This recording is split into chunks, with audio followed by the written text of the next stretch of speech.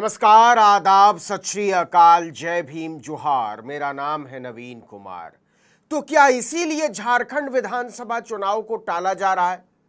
भाजपा महाराष्ट्र की तर्ज पर वहां भी पार्टी तोड़ने के अभियान में लगी हुई थी और लगता है कि अब इस अभियान को किसी भी समय सफलता मिल सकती है। देखिए, झारखंड मुक्ति मोर्चा के दिग्गज नेता और झारखंड के पूर्व मुख्यमंत्री चंपई सोरेन ने बगावत कर दी है। वो रांची से कोलकाता के रास्ते दिल्ली पहुंचे। ऐसी खबरें हैं कि यहां वो भाजपा के शीर्ष नेताओं से मुलाकात कर सकते हैं।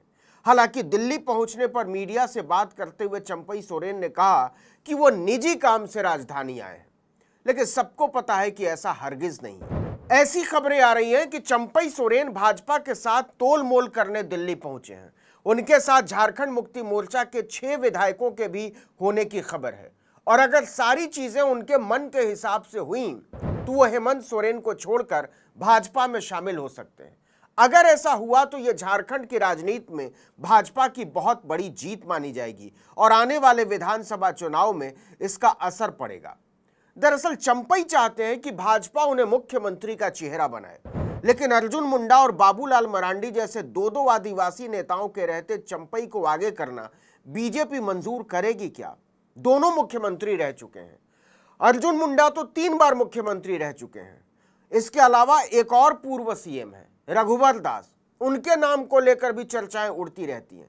जो भी हो, लेकिन झारखंड के पूर्व मुख्यमंत्री और झारखंड मुक्ति मोर्चा के दिग्गज नेता चंपई सोरेन को लेकर राज्य की राजनीति गरमाई हुई है।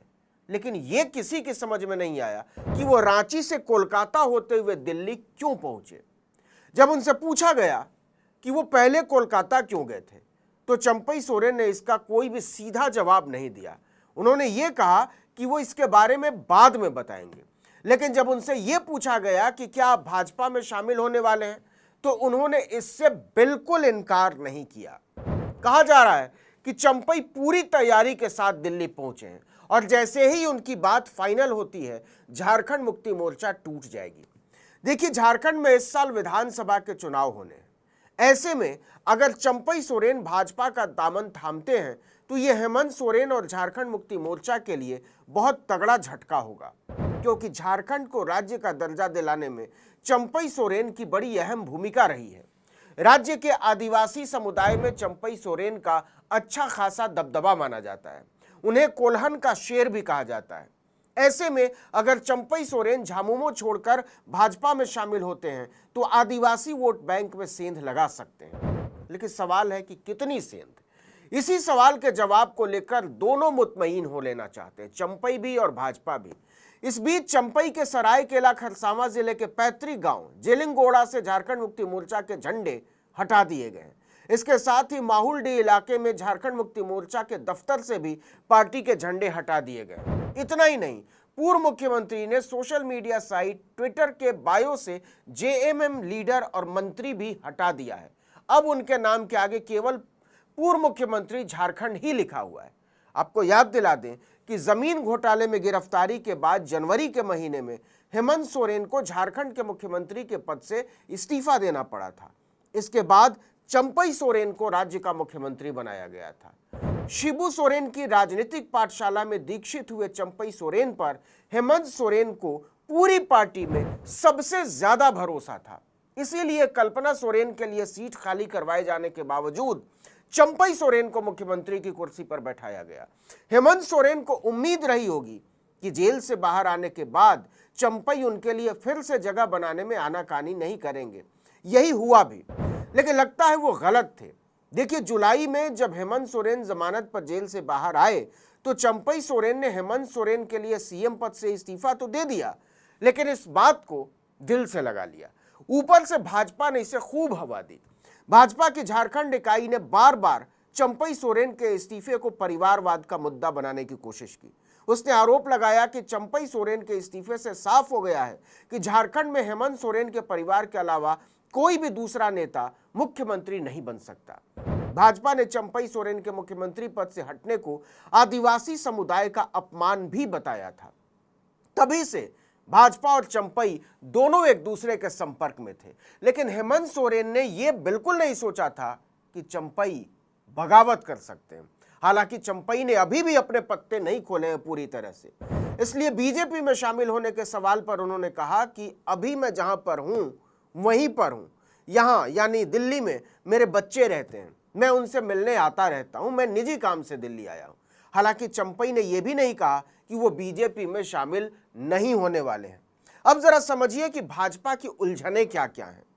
देखिए, अगर भाजपा झारखंड मुक्ति मोर्चा को तोड़ती है तो हेमंत सोरेन जनता के बीच इस बात को भुनाने की पूरी कोशिश करेंगे कि भाजपा आदिवासी विरोधी है और एक आदिवासी का इस्तेमाल करके सरकार गिराई।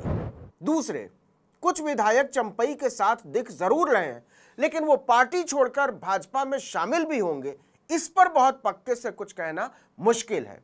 क्योंकि देखिए, अगर विधायक पार्टी छोड़ते हैं तो उनकी छवि पर असर पड़ेगा। महाराष्ट्र का उदाहरण हमारे सामने है। इसका उदाहरण झारखंड में लोकसभा चुनाव में भी देखने को मिल चुका है। लोकसभा चुनाव से ठीक पहले गीता कोड़ा कांग्रेस छोड़कर भाजपा में शामिल हुई थी और भाजपा के टिकट पर ही सिंहभूम लोकसभा का चुनाव लड़ा था, लेकिन वो चुनाव हार गई। फिर भी भाजपा इस कोशिश में है कि इसे आदिवासी सम्मान का मुद्दा बनाया जाए, लेकिन यह इतना आसान नहीं होगा। कहने का मतलब यह है कि चंपई के सवाल पर दोनों अपने पत्ते बहुत सोच समझकर खेल रहे हैं। ऐसी खबर है कि झारखंड के पूर्व मुख्यमंत्री चंपई सोरेन 3 दिनों तक दिल्ली में डेरा डालने वाले हैं, लेकिन इन 3 दिनों में अगर पीएम मोदी के साथ उनकी मुलाकात हो गई तो इसका सीधा मतलब यह होगा कि हेमंत सोरेन की पार्टी टूट चुकी है। तो क्या चंपई की बगावत से हेमंत सोरेन की सरकार गिर जाएगी? तो इसका जवाब है नहीं। देखिए, झारखंड विधानसभा में कुल 81 सीटें हैं, मतलब बहुमत का आंकड़ा हुआ 41, लेकिन 7 सीटें खाली हैं, मतलब मौजूदा विधानसभा में कुल विधायक हैं 74। ऐसे में बहुमत का आंकड़ा बनता है 38। अब जेएमएम के पास 26 विधायक हैं, कांग्रेस के 18, आरएलडी 1 और एक ही भाकपा माले, मतलब कुल 46। वहीं भाजपा के पास 22, आजसू के 3, निर्दलीय 2 और 1 एनसीपी, मतलब कुल 28 विधायक। तो अगर चंपई सोरेन अपने साथ 6 नहीं 8 विधायक भी तोड़ लेते हैं, जिसकी संभावना न के बराबर है, तो भी हेमंत सोरेन की सरकार पर तत्काल कोई आंच नहीं आएगी। और वैसे भी मौजूदा सरकार का कार्यकाल अब 6 महीने से कम बचा हुआ है, तो भाजपा सरकार को अस्थिर करने का जोखिम नहीं लेना चाहेगी। लेकिन अगर वो चंपई को अपने पाले में लाने में कामयाब होती है तो इससे विधानसभा चुनाव में उसे एक मनोवैज्ञानिक बढ़त जरूर हासिल हो सकती है। इस वीडियो में इतना ही, लेकिन अगर आपने आर्टिकल 19 इंडिया को अब तक सब्सक्राइब नहीं किया तो फौरन कर लीजिए, बेल आइकॉन दबाइए, घंटी जैसी आकृति लाइक कीजिए और कमेंट करके बताइए हमारा वीडियो आपको कैसा लगा। हमारा ट्विटर हैंडल है article19_India और मेरा ट्विटर हैंडल नवीन जर्नलिस्ट। नमस्कार।